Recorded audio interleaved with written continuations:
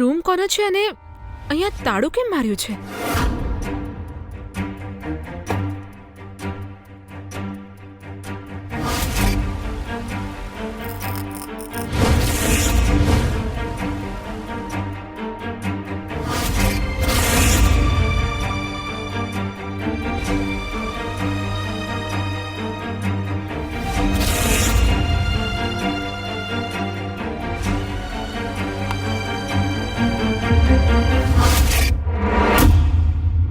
ફરીવાર આ રૂમની આસપાસ પણ ન આવતી.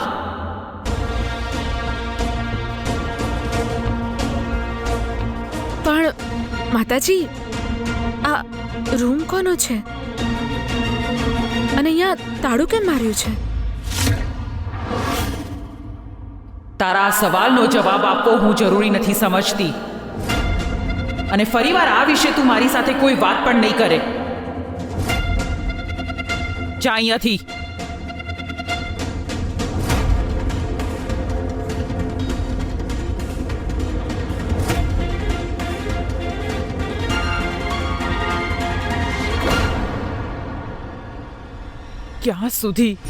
ક્યાં સુધી હું મારા પરિવારને સવાલ પૂછવાથી રોકી શકીશ?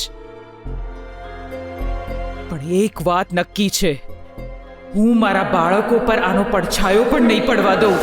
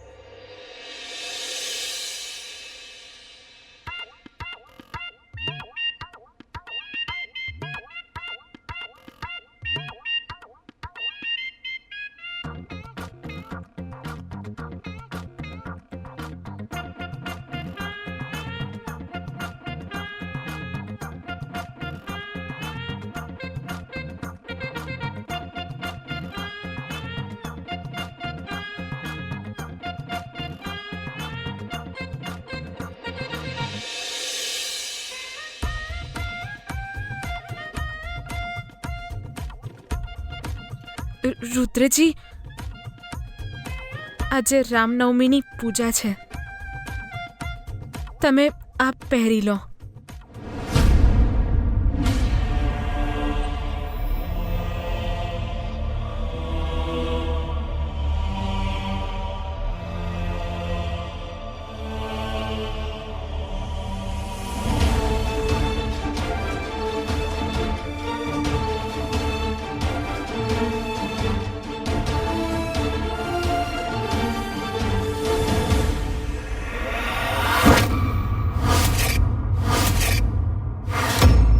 કેટલી જિદ્દી છે તું.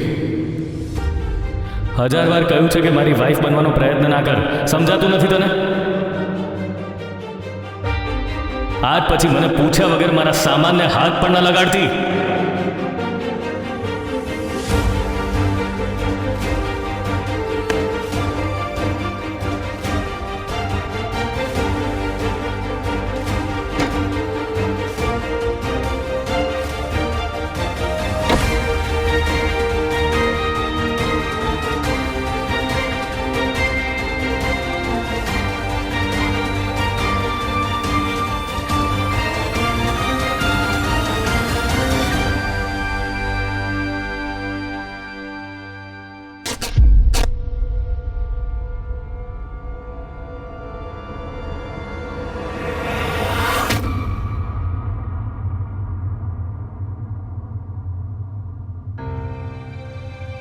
ગૌરી, રુદ્ર, માતાજી ક્યારના તમને નીચે બોલાવી રહ્યા છે.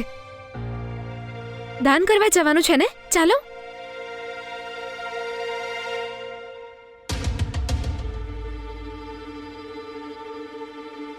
હા કાકી, હું આવું છું.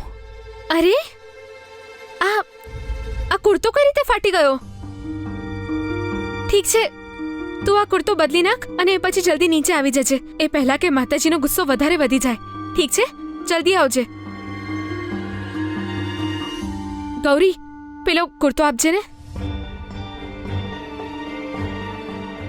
કાકી, એ કુર્તો... અરે જોઈ શું રહી છે, પેલો કુર્તો પકડાવ ને.